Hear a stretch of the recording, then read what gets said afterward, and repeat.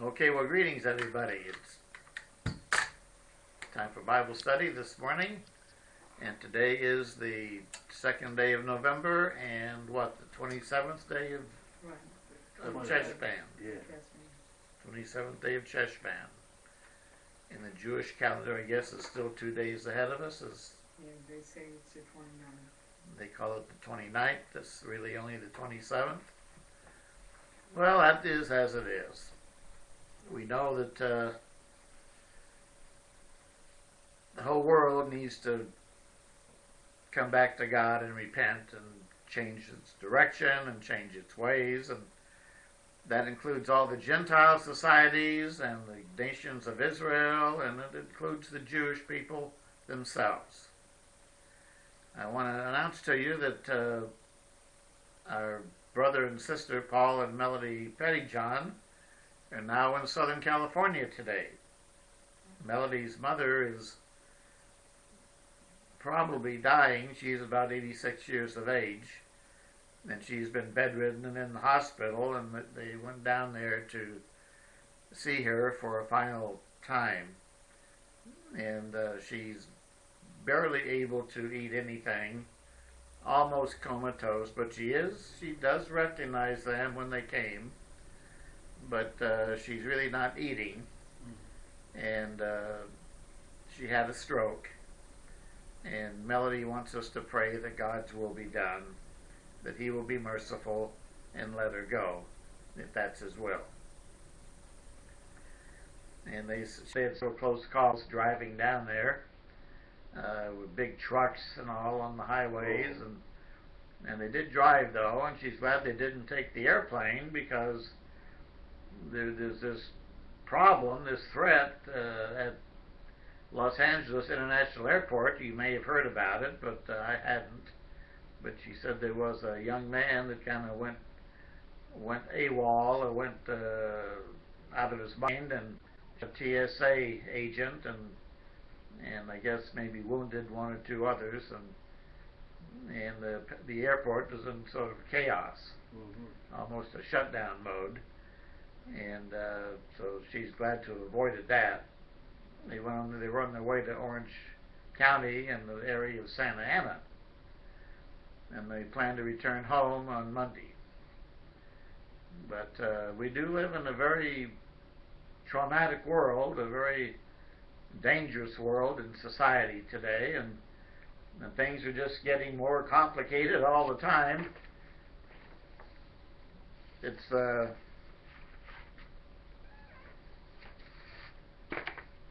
which just proves and goes to show, I think, more than ever, that we are living in the crisis at the close of the age, as the Moffat translation of the Bible calls this period of time, spoken of by Daniel the prophet, the crisis at the close. And Paul speaks of it in 2 Thessalonians chapter 3 as perilous times. And Jeremiah talks about it in Jeremiah chapter 30 as the day of Jacob's trouble, when men's faces are ashen face, looking like they're about ready to give delivery to a baby. They're in such pain. Of course, that's impossible. Men don't have babies, but the striking similitude of picturing in your mind the man holding his stomach and with great anguish on his face, depicting the days in which we live, is pretty apropos today. It's a time where people are getting increasingly edgy and nervous. They look at the news, and they see what's going on with Obamacare, and the is it Obamacare or Obama scare? And people are worried it's not going to work, and he promised everyone that they could keep their own insurance if they wanted to. Well, I think the out he had in that statement was by the time they have that opportunity, they're not going to want to keep their own care because the prices have gone way up. So that was a lie, which in a sense was not a lie. It was dirty dealing. It was a wrong inflection. He was trying to get a point across, which, well, you can keep your own insurance if you want it. That's fine. They're making people feel relieved and at peace and at ease. What they didn't know, the joker in the deck, was you're not going to want to keep your own insurance at the rates they're going to charge you. And so people are being cut off by their insurance companies today, right and left, because the insurance companies will not keep them at the same rates, or they're just going to raise the rates so astronomically that people are going to lose their insurance anyway because they can't afford it. Not for private insurance, they'll be stuck with Obamacare. And that's going to be, I call that the transmogrification of the nation. To transmogrify means to change into a beast. The bestialization of a nation. We are becoming a beast. In America, we were a great land of pride and opportunity and liberty and freedom, and that was our motto. You know, and we were the land that everybody looked to, the shining beacon on a hill, the land of democracy, the land of under the basking under the grace of God and His favor. But now everything is changing. Now everything is transmogrifying. It's turning, the gold is turning to mud and fool's gold.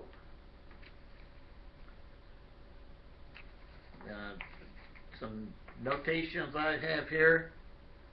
It says today 49.2% of Americans get benefits from the government. That's almost half of people today in America are getting benefits from the government. That includes Social Security and disability and welfare and food stamps and all the rest. That's half the country, you might say, is on benefits of some kind. And then 90 million U.S. citizens 16 years of age and older are out of work. 90 million! That's about a third of the population, 1 out of 3 in the population, including children. 90 million American citizens over 16 years of age are out of work. Well, how can a nation survive if over half the adult population is out of work? It's probably just about a half of the adult population. Certainly more than 1 in 3. Women in labor, women who are working for a living today, has reached a 24-year low. Well, the only reason for that would be lack of jobs. 24-year low. And another hallmark of our times is half of the foreclosed homes in America today are still being occupied. They're foreclosed upon, but they're still occupied. The banks don't really want them back, and also the banks, although they don't own the homes, they don't want them empty, because an empty home is a prey for sacking and ravaging and theft and burglary and damage being done. You know, people tend to take advantage of empty homes, so the banks would rather have them occupied than be empty, and forlorn and ready to have people throw rocks through the windows or make other messes in those empty homes. And then massive riots and huge crime wave is expected this coming summer in some U.S. cities. Some of that might be a residue of the Trayvon Martin racial baiting and problems that arose last summer, but they're going to carry on to this coming summer with other problems. And I just heard this morning, that a lot of people are getting very upset because food stamps are being cut back in the state of Washington. And that's probably going to be nationwide. And if people can't get their food stamps, they're going to be very upset. And so rioting may be occurring by next summer. These are things we need to be aware of, that we are living in what the Bible calls dangerous times, perilous times, times of Jacob's trouble. So massive riots, it says, and huge crime wave is expected this coming summer in the streets of America's cities. Well,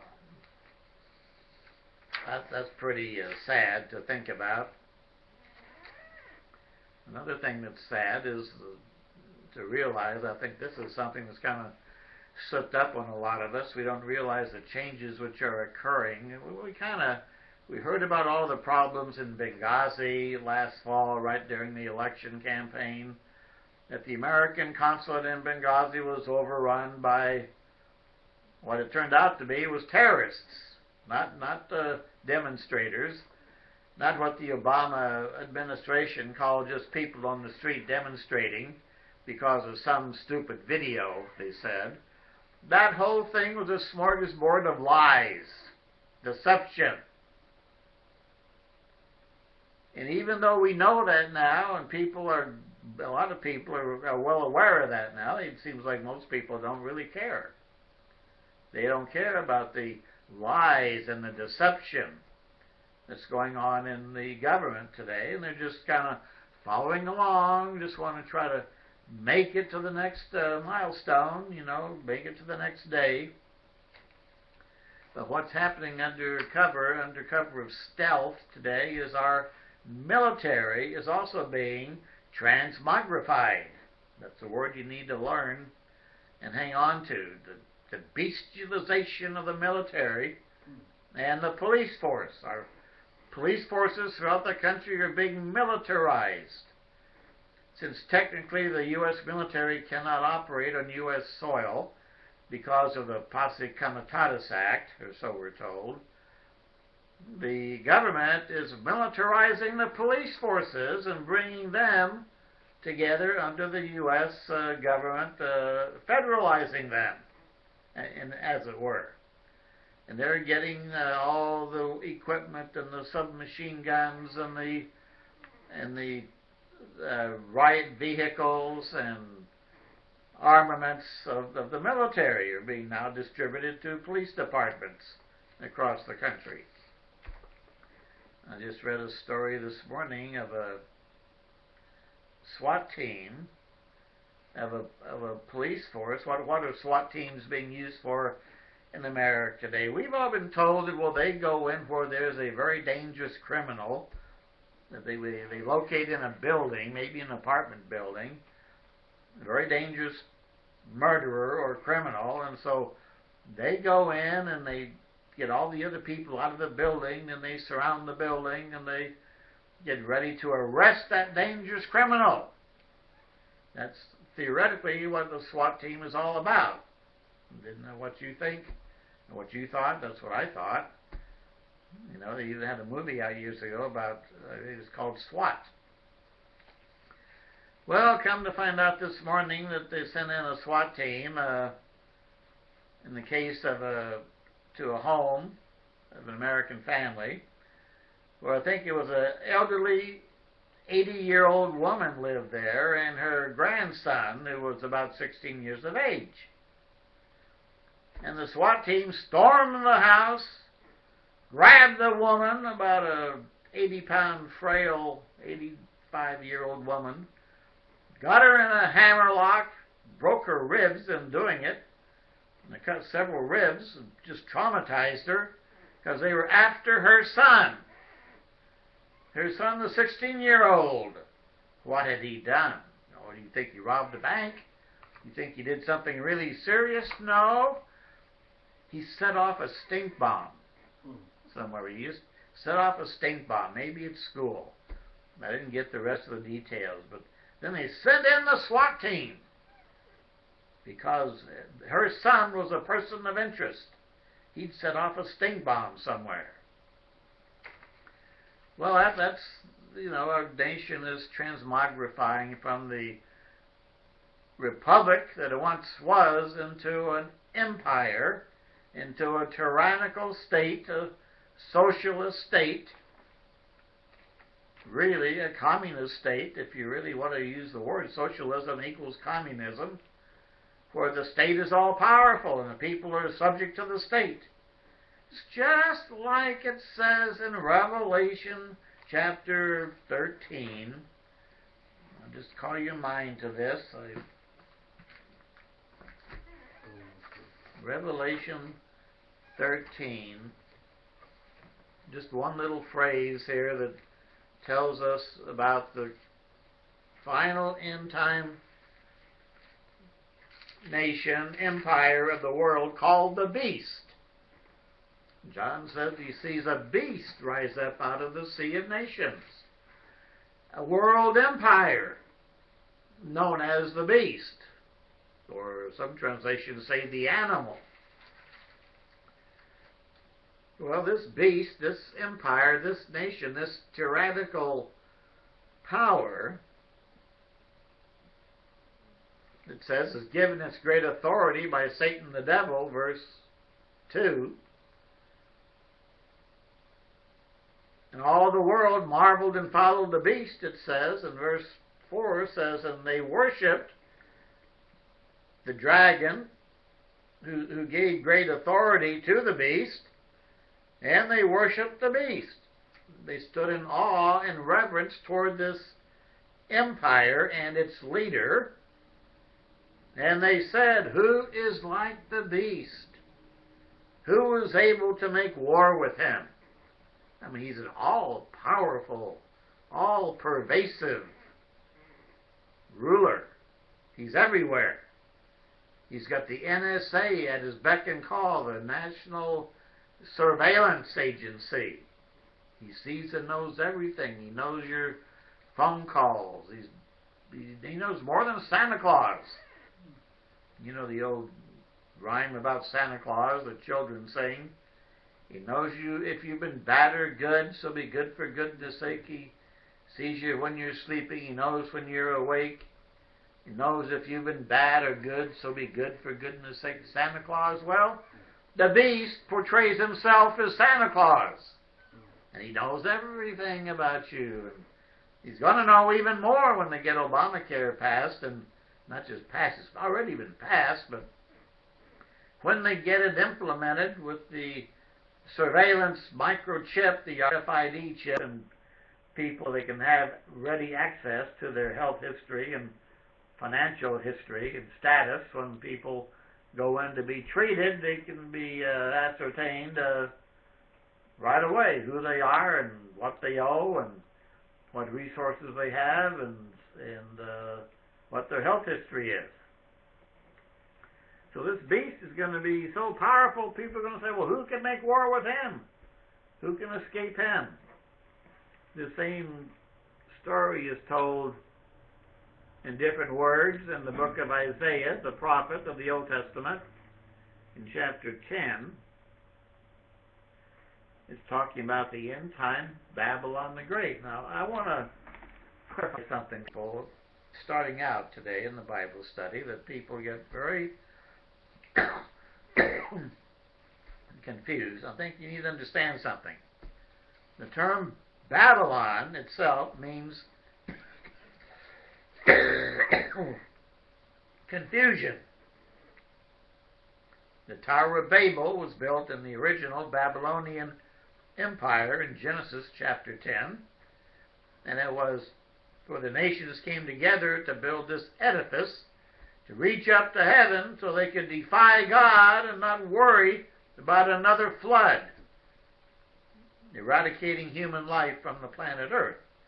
So they were building this tall tower called the Tower of Babel, and there God saw what they were doing and confounded their languages and destroyed the tower, and it was all confusion. And they migrated out from there to their present locations. So Babylon means confusion, absolute wondering what's going on, confusion, not knowing the truth, not seeing clearly. That means confusion. And the first Babylonian Empire was in rebellion against the God of heaven, led by Nimrod, which is a Hebrew word from marad, meaning he rebelled. And his name was Nimrod. And his wife was Semiramis, and they led the first great rebellion against God after the flood. That was the origin of this world's political systems. And after that came the Pharaoh of Egypt, and Egypt grew great in the days of Joseph and the family of Jacob, because the Israelites migrated to Egypt during the Great Famine in the Middle East, and they became very numerous and multiplied and prospered until the Egyptians were fearful of Israel allying with a foreign nation like the nation of Esau or Rome and Cyprus, and they decided they needed to deal subtly with the Israelites, and so they said, well, look, we want to hire you to build our temples and pyramids and put you to work, and we'll work alongside you, and we'll all work together to build up Egypt. And Israel thought, well, that was good, and they went along with it, and gradually the Egyptians withdrew from the workforce and left the Israelites to do the work. And they put the ones in charge over them, and finally they just gradually, subtly brought them all into slavery to the Pharaoh. And Israel became a nation of slaves, making mud bricks and building palaces and temples until the days of Moses, when God delivered them. Well, then there rose up the Assyrian Empire, the great nation of ancient Assyria, which was related to the Babylonian. It says in Genesis 10 that Ashur, the forefather of the Assyrians, went out from Babylon and established his kingdom, Nimrod. And it was Nimrod's kingdom. Assyria and Babylon together were under Nimrod's kingdom of Babylon. But Ashur went forth and built the cities of Nineveh and Calah and others, and the Assyrian branch became dominant at about 700 B.C. in the days of the twilight days of the northern kingdom of Israel. And the Assyrians came against Israel and led them into captivity. And they conquered the whole world under the Assyrian Empire, except for the Jews. They escaped. But then the Assyrian Empire transmogrified into the Babylonian Empire under King Nebuchadnezzar in 585 to 604 B.C., when he conquered even the Jews and led them into captivity for 70 years. Then the Babylonian Empire was transmogrified into the Persian Empire under the Persians. And in the book of Ezra, God calls the king of Persia the king of Assyria, because they're all the same thing in God's sight. They're all the Assyrian Babylonian Empire, going back to Nimrod. But this was the Persian head, you might say. And then after it came the Grecian head, Greco-Macedonia, in Alexander the Great. And he tried to Hellenize the world with one world religion and incorporating all the religions into one great umbrella. And he was then replaced in the Grecian Empire with the Roman Empire. And Rome was just the final head of this Babylonian Empire. And the Bible says here it has 7 heads. Now you count them up. The first head was Nimrod and Semiramis after the flood. Then the Pharaoh of Egypt. Then the Assyrian head. Then the Babylonian head under King Nebuchadnezzar. Then the Persian head. then the Greco-Macedonian head, and number 7, the 7th head, was Rome, the Roman Empire.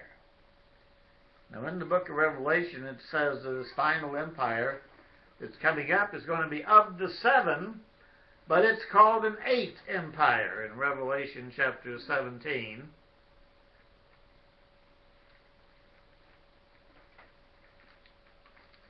Revelation 17.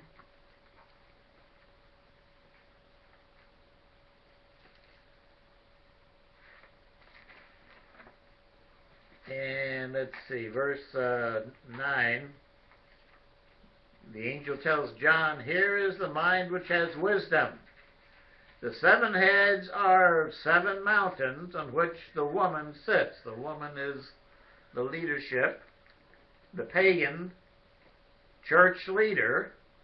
Now, through all of these generations, there's been a world religion that's been sitting on these 7 heads, beginning with Nimrod and Semiramis. It's called paganism.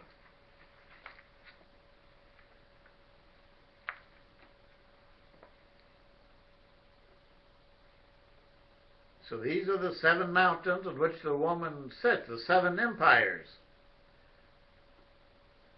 There are also 7 kings or kingdoms. 5 have fallen, 1 is, and the 1 is not yet come. And when he comes, he must continue a short time. The beast that was and is not and yet is himself also the 8th. The 8th resurrection or formalization of this ancient Chaldean, Babylonian, pagan kingdom.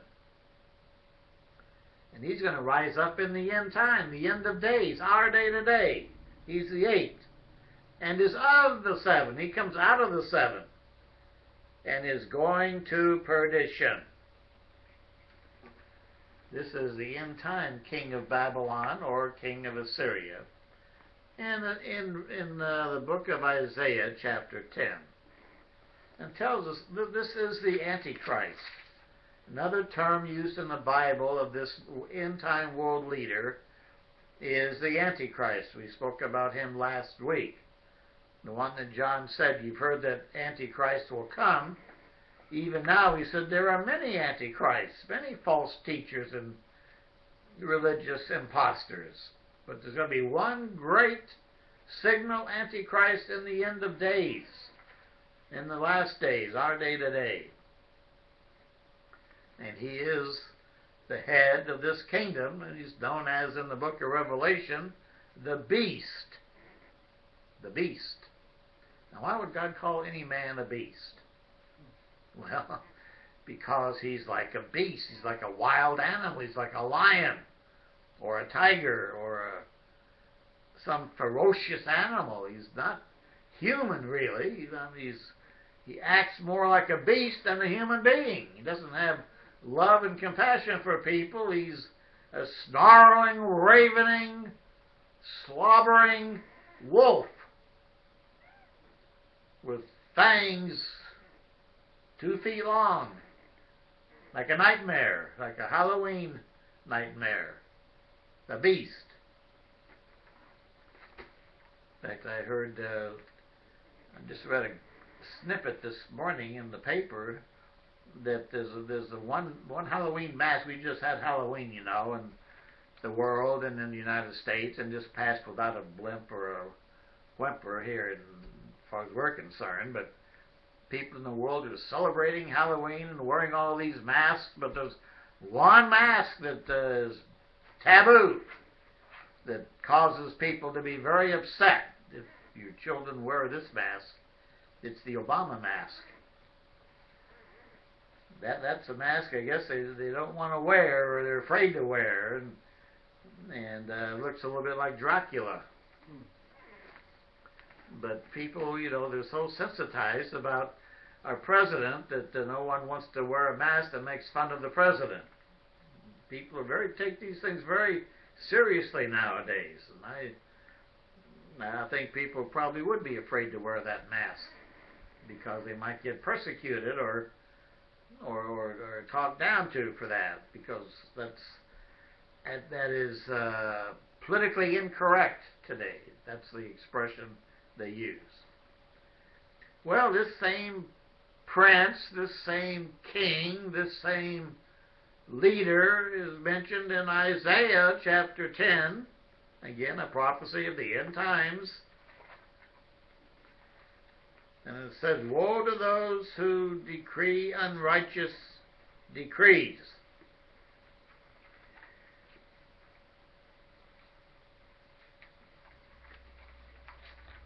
Who write misfortune,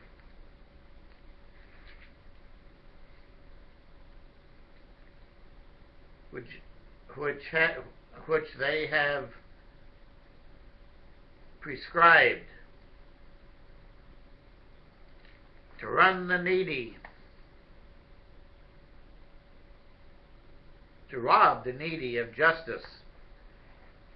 That's what's going on in our country today. Even my wife told me of a case she heard on the news today of a judge that persecuted this, I guess was it a woman? It's in there, yeah. It was a 73-year-old. Oh, well, that's another story. That's another story, but Yeah, but the judge just threw the book at this poor person that came before the courts, unrighteous decrees. God warned that they would be occurring in the last days. Our judicial system today is geared to the preservation of the elite at the top, and the poor people at the bottom are just being trampled on. Well, in verse 4,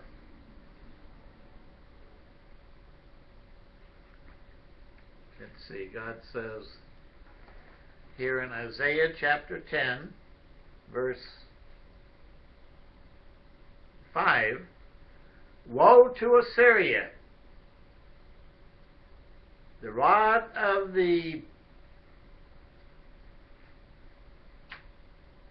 my anger, and the staff in whose hand is my indignation.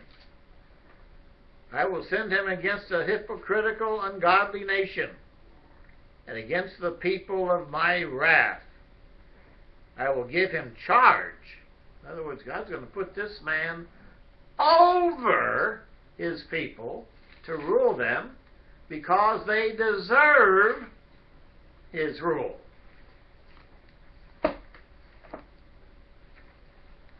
Is the man sitting in the White House today the Assyrian?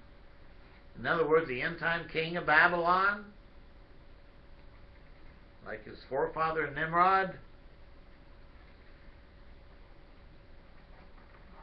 I will send him, I'll give him charge over my people. He'll rule over them, reign over them,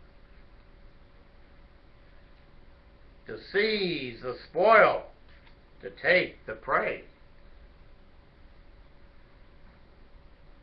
and to tread them down like the mire of the streets. We've just seen the beginning. We've seen the beginning, and it's beginning to happen. People are being trodden down into the mud. They're out of work, they're homeless, they're losing their assets, and they wonder why. Because God has forsaken a nation which has turned its back on Him. God has turned His back on America because we first turned our back on Him.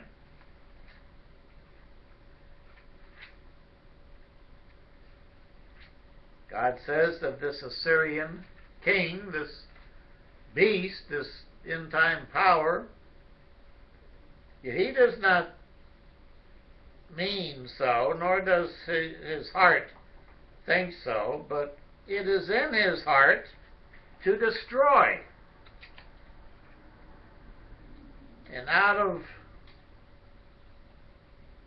cut off nations, not a few. For he says, "Are not my princes altogether kings?"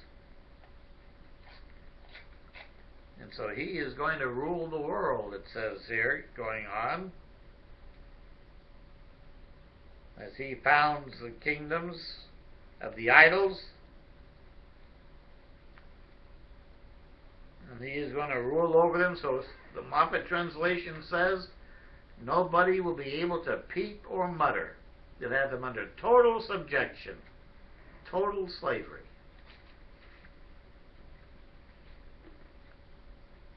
And you can read the rest of it yourself. But God says, beginning in verse 15, shall the axe boast against him who chops with it? Or shall the saw exalt itself against the one who uses it, or saws with it? As if a rod could wield itself against those who lift it up.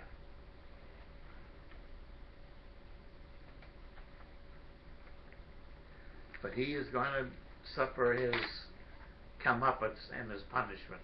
But this king of Babylon is also mentioned in Isaiah chapter 47. Again, this is a picture of the end-time kingdom of Babylon, the world system which is being formulated around us today. And the leader of it is America, the United States. Now that's a mystery. To a lot of people, that is a mystery they can't comprehend. Because how could America, the land of freedom and liberty, the land of God's descendants of Joseph, Ephraim and Manasseh, primarily Ephraim, with a lot of Danites or Irish thrown in, how could America be the leader, the leading nation of Babylon? Well, you can read that actually in the book of Hosea. It says, Ephraim has chased after idols, and the idols of the east. And we've compromised, we've sold ourselves out to the New World Order, to the United Nations and the rich super elite families of the earth, so that they are ruling and we are there under their control, under their government, under their authority. It's being transmogrified, as I said, and changed from the nature of a man to the nature of a beast. Everything's being changed. Our military is being changed. I have an article here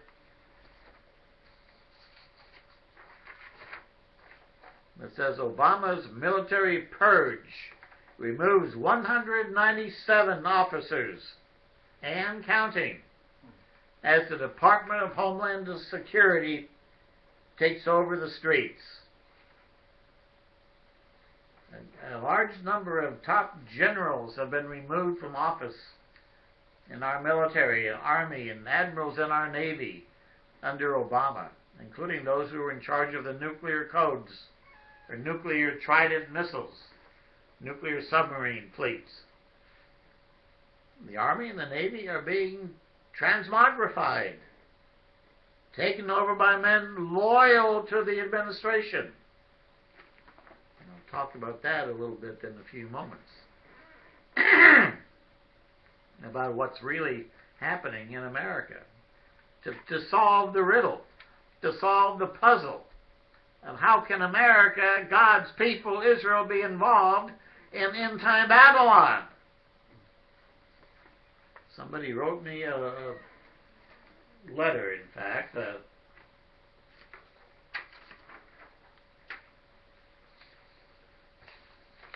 can find it here. This is email. They sent me a short email. Say, Mr. Dankenbring, I am confused, he said. It seems you are alluding to Obama as being the beast.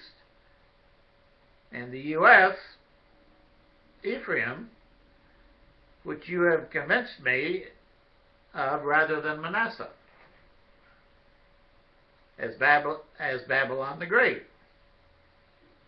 If this is the case, how can the United States take part in Jacob's trouble and go into captivity during the tribulation? Point me to an article that explains this. Well, this is a mystery. This is what a lot of people who were formerly associated with the Worldwide Church of God or one of its offshoots doesn't understand, because they were misled to a degree.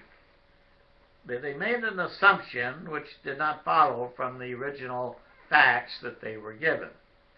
And that is this: they learned truthfully under the Worldwide Church of God that America and Northwestern Europe and the United Kingdom are largely descended from the lost tribes of Israel, the 10 lost tribes of the Northern Kingdom.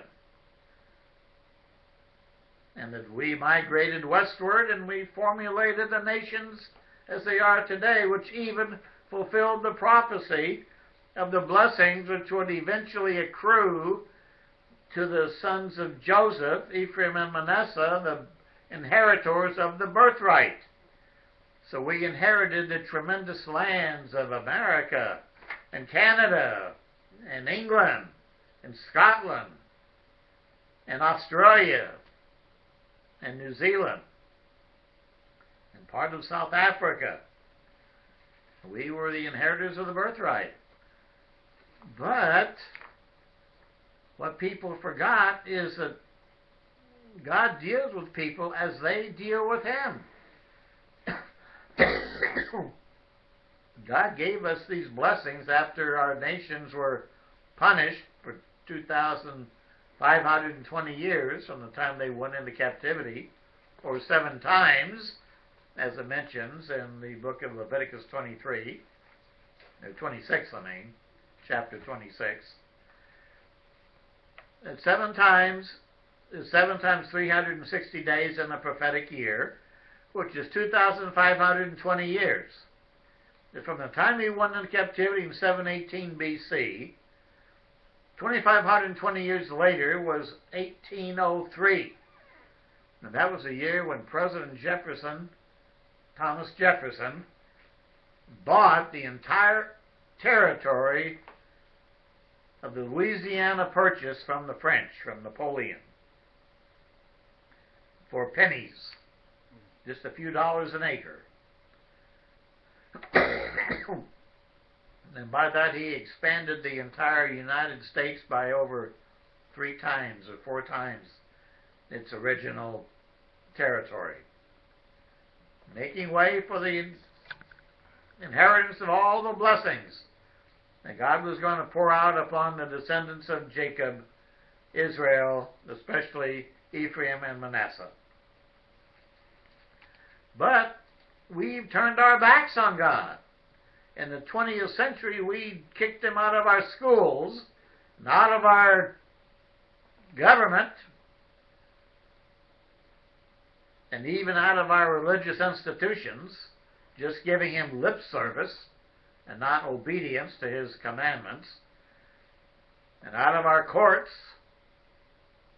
and we disobeyed every basic law of God and adopted abortion as a policy of the nation, killing over 1 million babies a year through abortion, which God condemns. And we think God is going to bless us for this?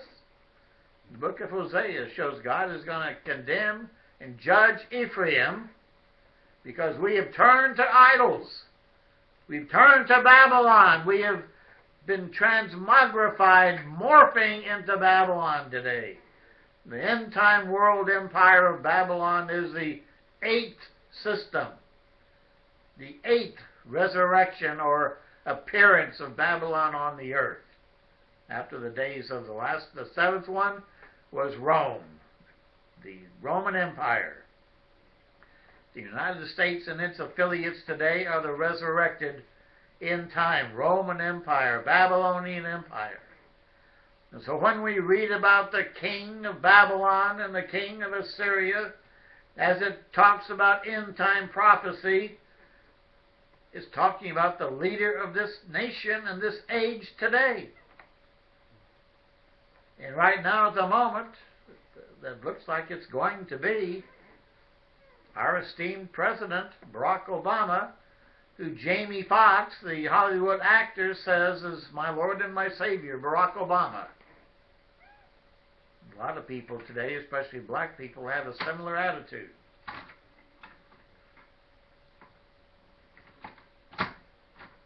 A lot of people today regard Barack Obama as a virtual messiah, a messianic complex, as it appears he does himself. In his candidacy for president in 2008, he built this pantheon of the Roman temple of Zeus at the Democratic National Convention in Denver, Colorado, a tribute to a pagan temple and a pagan god. And he appeared as the one being anointed to be the king. Well, this man says he's a little confused. How can we be Ephraim and also be Babylon, or part of Babylon the Great? Well, people seem to forget the fact that historically speaking,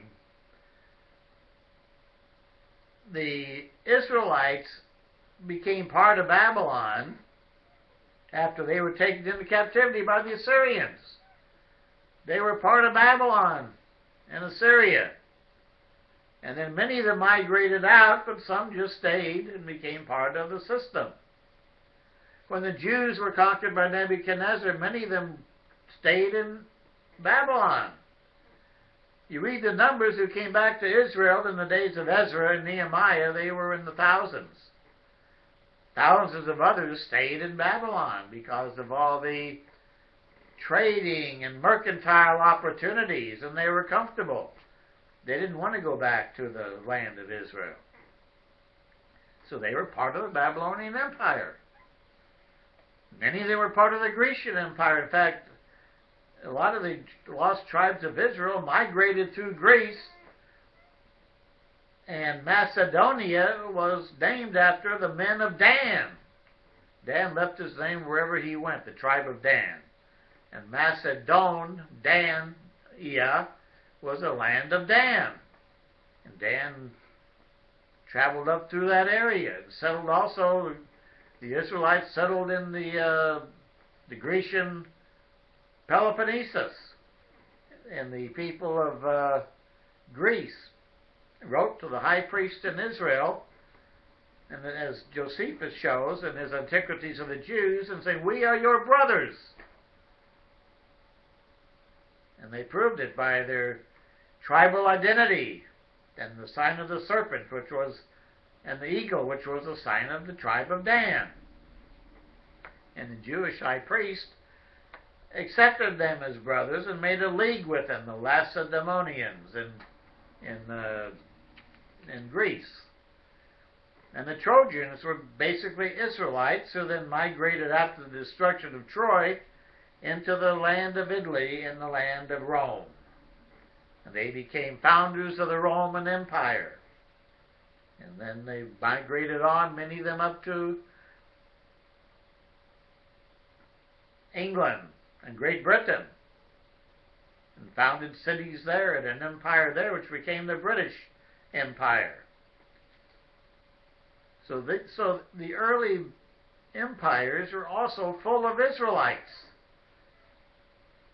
And the Roman Empire included the regions of Gaul and Britannia, which were definitely Israelite, as well as parts of Greece and the original Trojans around Rome.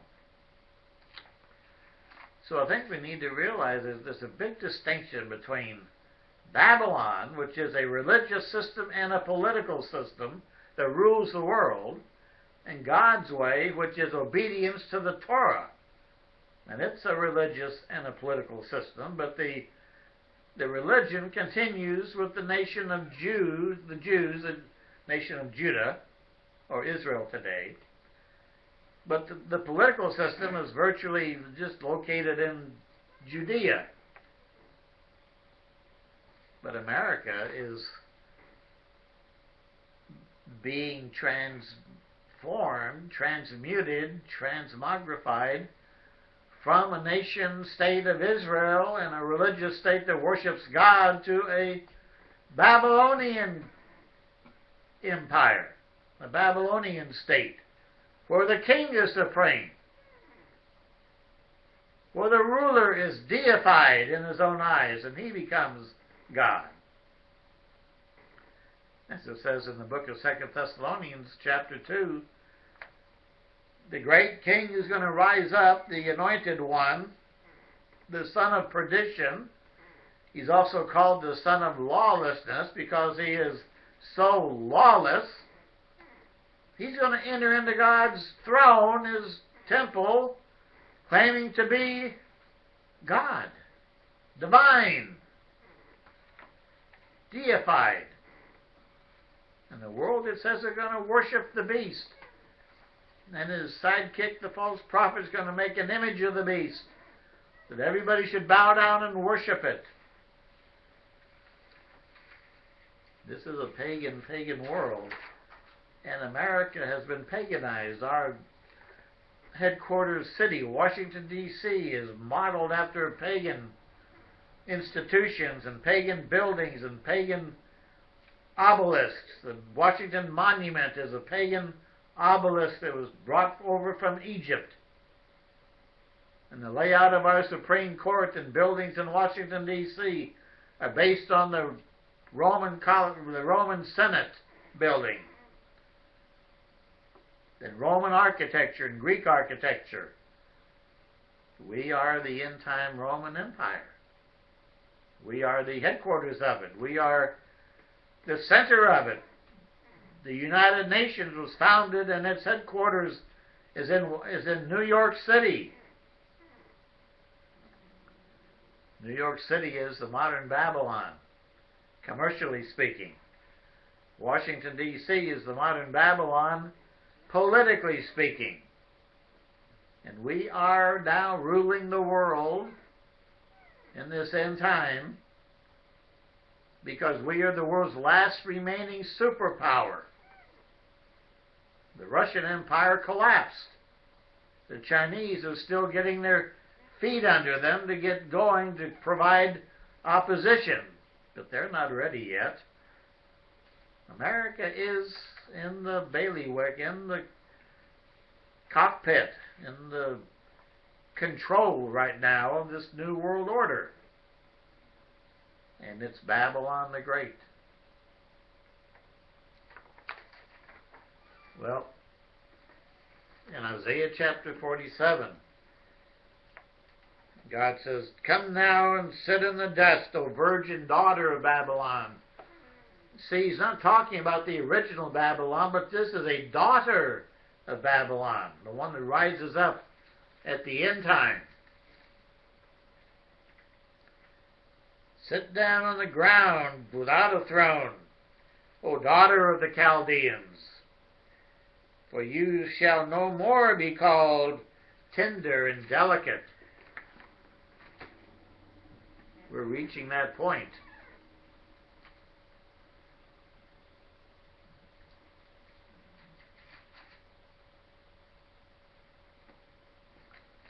Then he says, take the millstone and grind meal.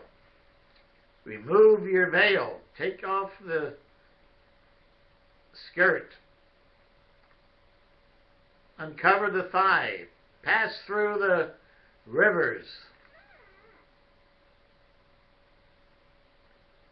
He's going to punish Babylon the Great and strip her of her wealth and her beauty, so she will be lying in the dust and the dirt.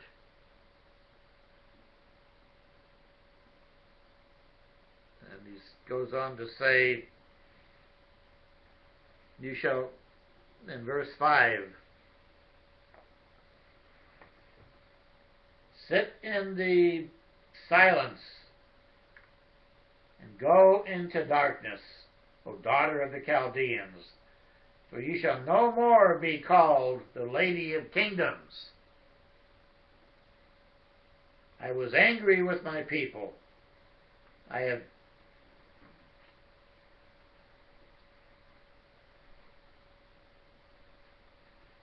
profaned my inheritance and given them over into your hand, and you showed them no mercy. This is happening to us today.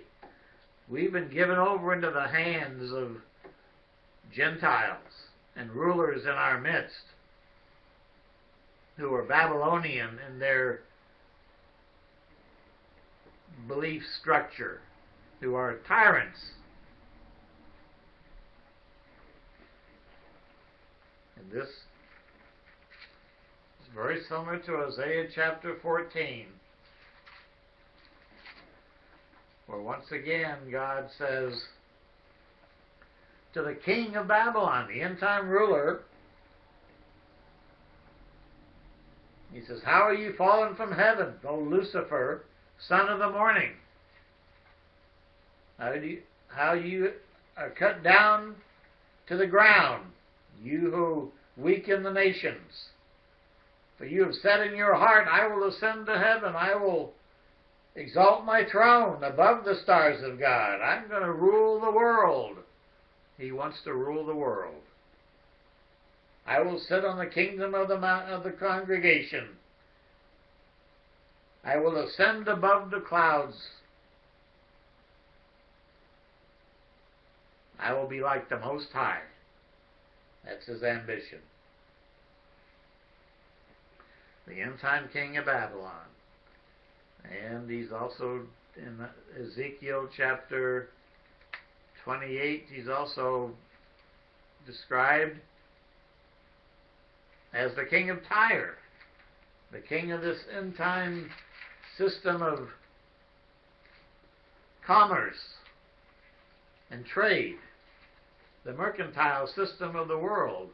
And if you read Revelation chapter 18, you see it's talking there about a great trading empire, a nation that even trades in sorceries and pharmaceuticals and witchcraft and even the souls and bodies and cadavers of men and body organs, as well as everything else. Just read Revelation 18. It's this end-time Babylonian empire called Babylon is a great trading empire and a religious empire and a political empire. And here in Ezekiel 28, it's described as the prince and then the king of Tyre, or Tyrus, the ancient city of Tyre, which was the metropolitan trading capital of the world in Asia Minor in its day, its heyday.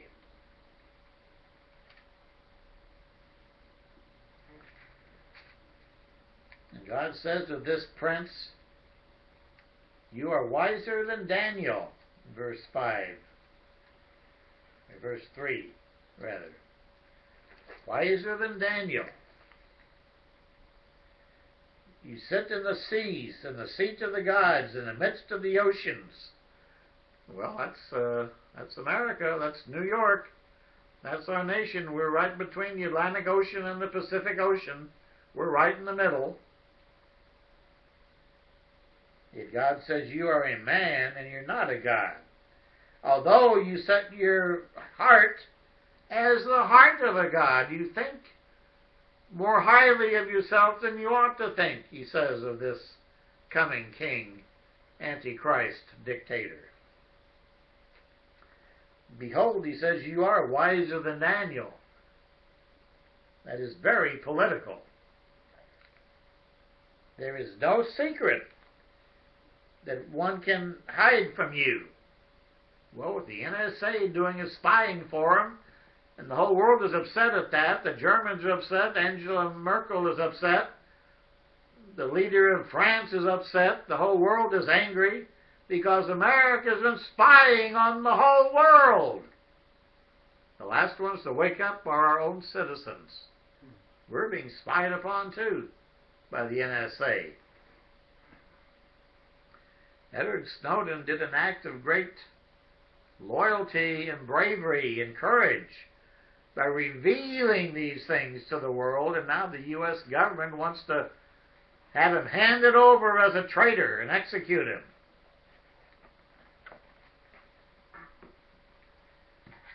But he was a world's foremost whistleblower on this system that we're a part of today. He says, with your wisdom and your understanding you have gained riches for yourself and gathered gold and silver into your treasuries. Well, the Obamas just bought a multi-million-dollar estate in Hawaii, so that's certainly one of the perks of office, of being president of this end-time Babylonian system. Now let's turn over to Daniel chapter 8, talking about this end-time ruler of Babylon again, the Antichrist, the one who is going to oppose Christ when he comes, the one who opposes Christianity. Although he claims to be a Christian in one sense, his followers say that, but he shows no evidence of believing in Christianity. He scoffs at and the Bible. He said in a speech in Egypt that the Old Testament endorses slavery, so who can believe that? And the New Testament is impractical because who can believe in turning the other cheek? So he just throws the Bible out as if it's not relevant to society. But he embraces the Koran and the prayer of the Muslim muezzin. In Daniel chapter 8, God says in verse 23, and in the latter end of their kingdom, when the transgressors have come to the full, when disobedience to God and law-breaking is manifold and manifest, and the world is full up with transgression, a king shall arise. The Antichrist shall arise,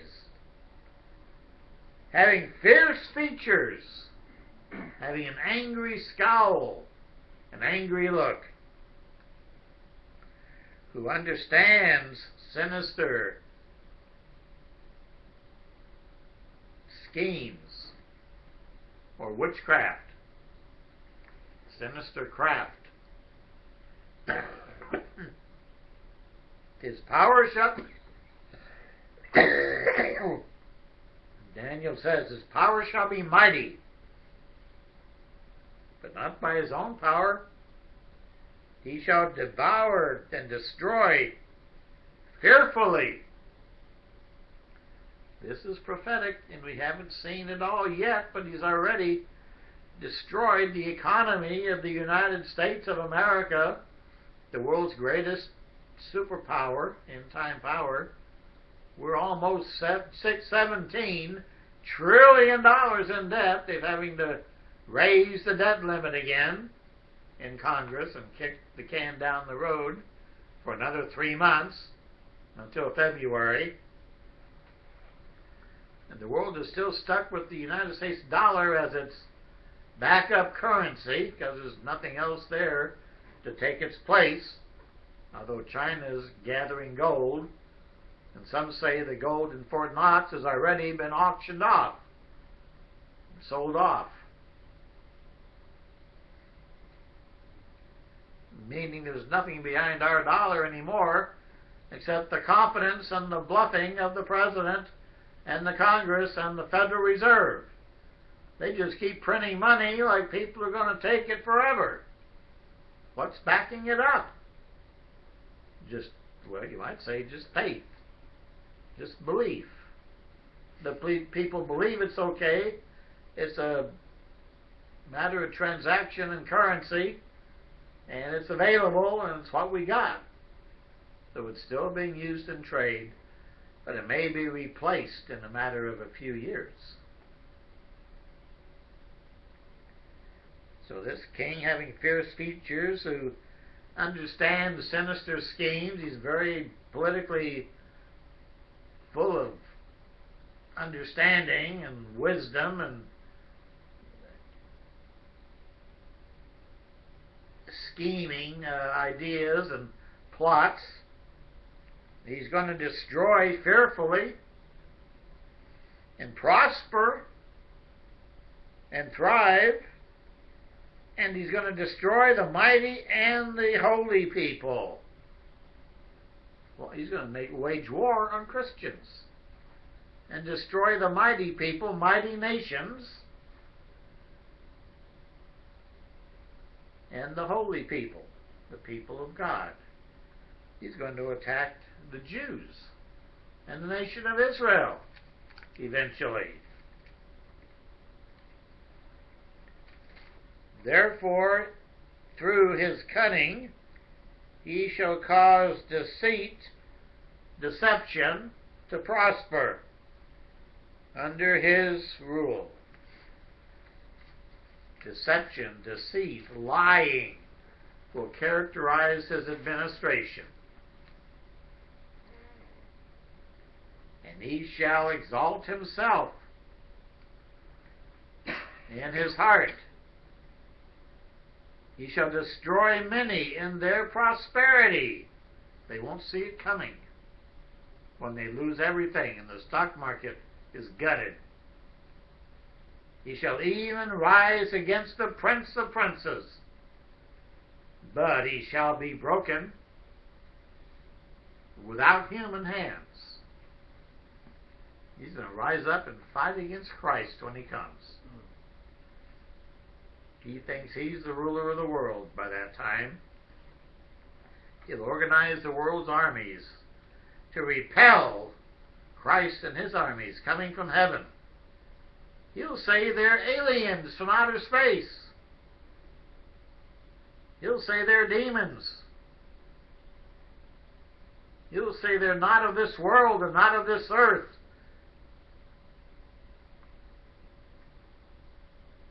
And he'll wage war against them to try to fight them off. But he will come to his end, and no one will save him. Now in the book of Habakkuk, there's another prophecy about this same individual, the Antichrist. Again, it ties the man with the daughter of the Chaldeans, or the Chaldean people, the Babylonian Empire. In Habakkuk chapter 1,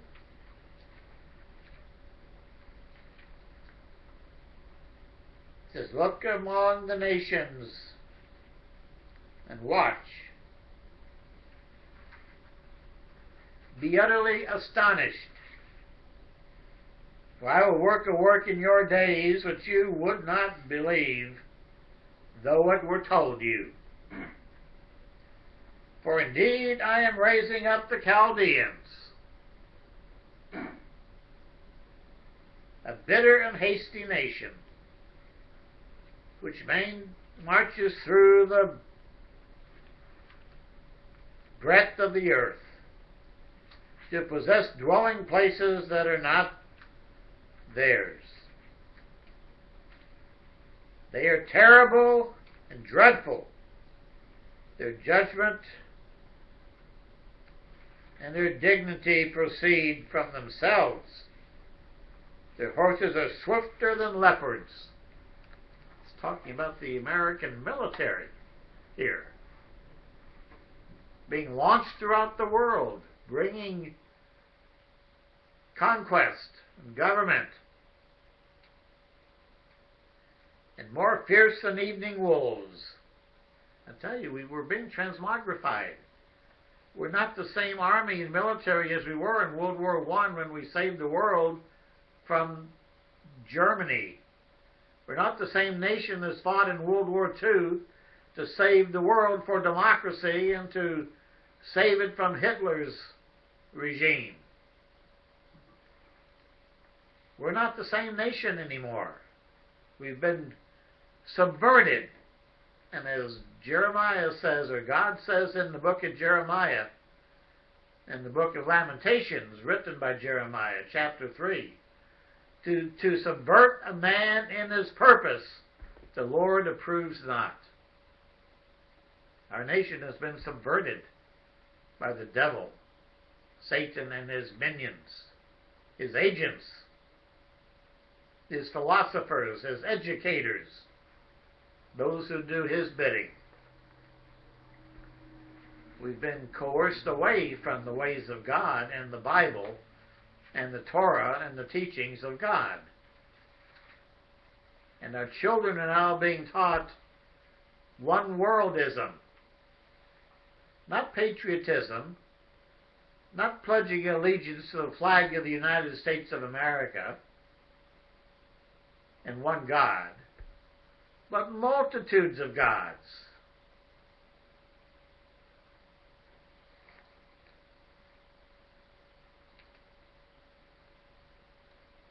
Habakkuk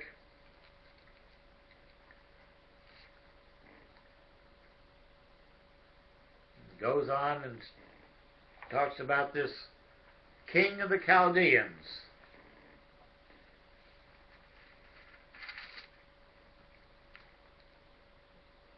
In chapter 2, verse 1, he says, I will sit on my watch and set myself on the rampart and watch to see what the Lord will say to me, and what I will answer when I am corrected. Then the Lord answered me and said, write the vision and make it plain on tablets, that he may run who reads it. For the vision is yet for an appointed time. But at the end of the age, it will speak, and it will not lie. This is what's going to happen. It will not lie. Though it tarries, wait for it, because it will surely come to pass. It will not tarry. So this is what's shortly going to come to pass. And then God speaks of the leader of this end-time world, Babylon. And he says in verse 5, indeed, because he transgresses by wine, he is a proud man, and he does not stay at home, because he enlarges his desire as hell. Always traveling, always feasting. Hawaii, vacation lands, South Africa, with a great entourage, spending hundreds of millions of dollars. And he is like death, it says, and cannot be satisfied. He gathers to himself all nations, and he heaps up for himself all peoples.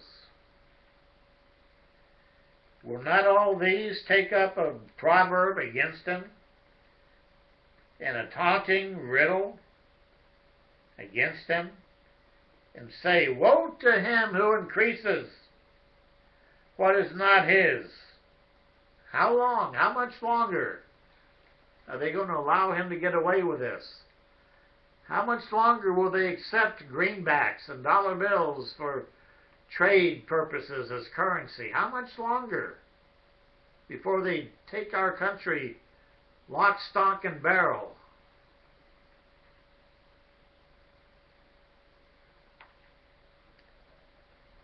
And to him who loves himself, who loads himself with many pledges, that is, much income, will not your creditors rise up suddenly? Will not your creditors, that is, all these nations today, are giving America credit. We owe the Chinese $1.3 trillion. They're giving us credit. But won't these creditors all rise up suddenly? Will they not awaken and oppress you? Get their revenge, get their vengeance, oppress you, withdraw the credit, buy up your infrastructure? They're talking now about selling off entire states to pay the bills. And you will become their food, it says. Their booty, their food. You will lose everything to them. Because you have plundered many nations, and the remnant of the people shall plunder you. They're going to get their revenge on Babylon. Because of men's blood and the violence of the land and the city, and of all who dwell in it. Woe to him who covers evil, covets evil gain for his house, that he may set his nest on high.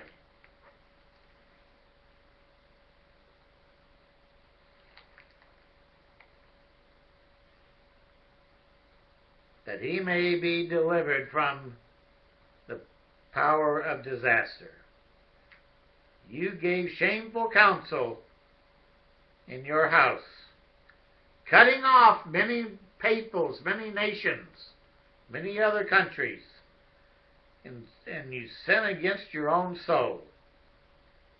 For the stone will cry out from the wall, and the beam from the timbers will answer it. Woe to him who builds a town with bloodshed, who establishes a city by iniquity. Behold, is it not of the Lord of hosts that the peoples labor to feed the fire, and nations worry themselves in vain? For the earth will be filled with the knowledge and the glory of the Lord, as the waters cover the sea. The kingdom of God is coming. It's going to replace this Babylon. We are sinking into Babylon. We are fulfilling the scriptures. We are this city set on a hill, all right, but we're not the beautiful city anymore. We're the city of Revelation chapter 18, where God warns us and says of Babylon, the end-time world kingdom empire, centered and ruled from Washington, D.C. He says in verse 2 of Revelation 18, and he cried mightily with a loud voice, saying, Babylon the great is fallen, twice, once in ancient times and once in our day, and has become a dwelling place of demons, a prison for every foul spirit, and a cage for every unclean and hateful bird. For all the nations have drunk of the wine of the wrath of her fornication, her policies, her ways. The kings of the earth had committed fornication with her, and the merchants of the earth had become rich through the abundance of her trading, her delicacies, her luxuries. And John says, I heard another voice from heaven, saying, Come out of her, my people, lest you share in her sins, and lest you receive of her plagues. For her sins have mounted up to heaven, and God has remembered her iniquities. Render to her just as she is rendered to you, and repay her double according to her works.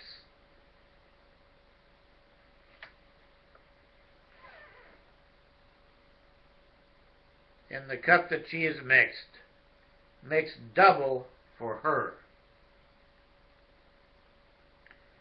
In the measure that she glorified herself and lived luxuriously, as Americans are doing today, in the same measure give her torment and sorrow.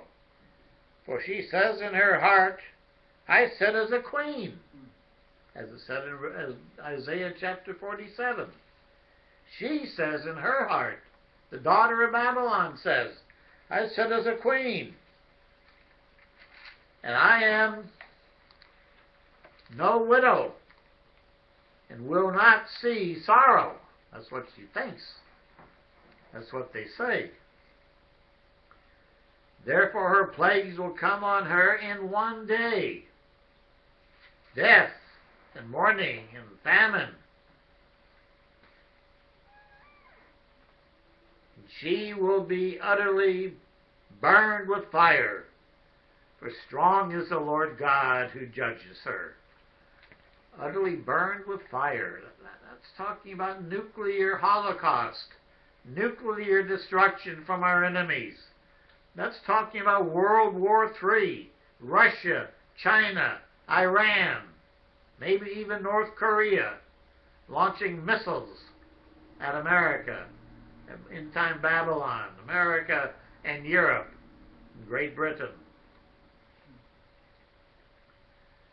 The kings of the earth who committed fornication with her and lived luxuriously with her will weep and lament for her when they see the smoke of her burning, the Holocaust, standing at a distance for fear of her torment, writhing in nuclear ashes, saying, Alas, alas, that great city, that great state, Babylon, New York, Washington, and all the relevant cities, that mighty city, for in 1 hour her judgment has come.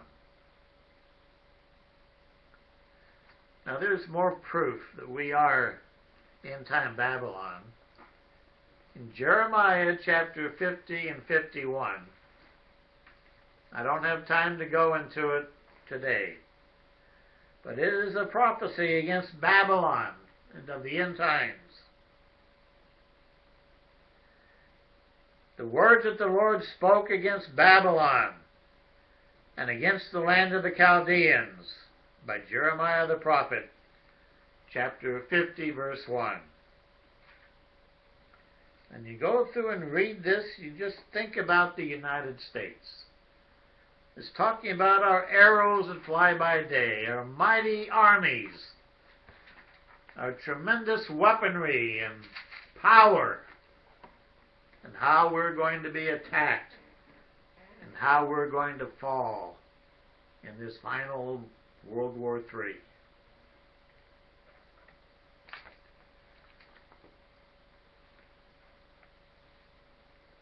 God says,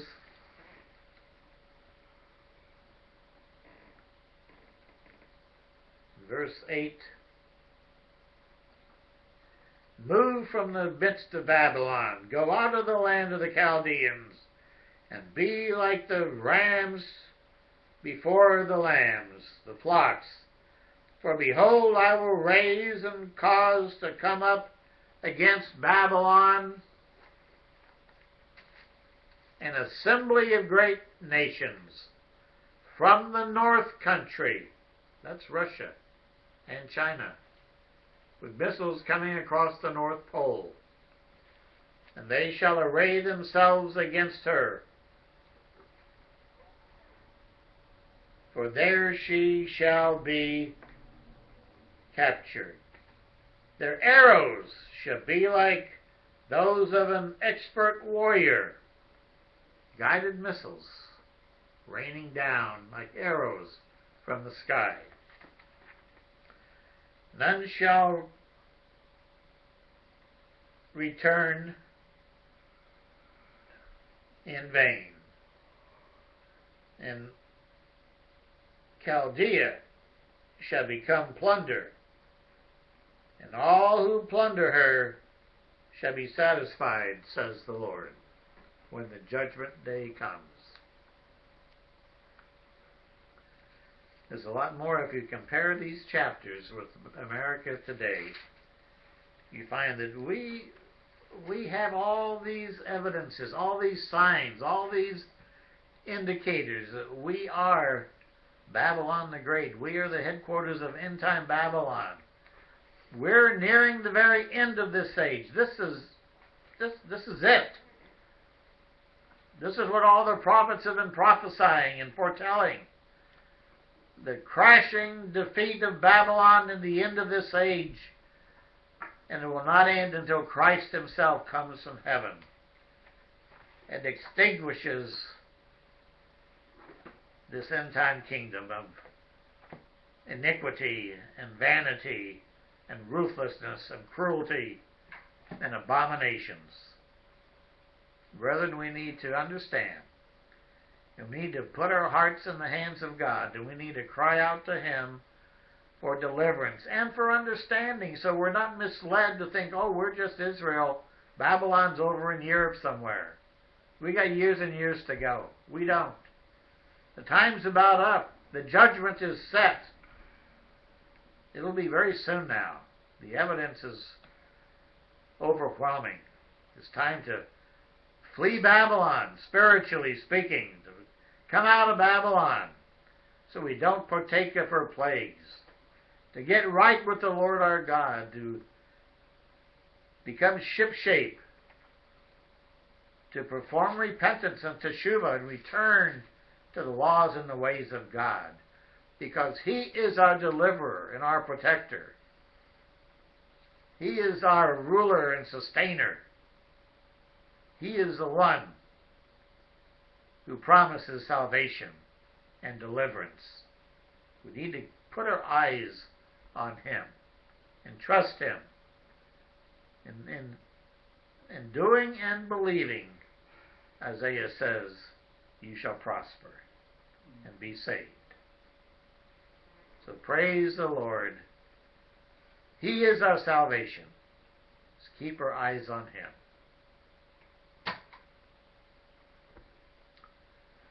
Okay.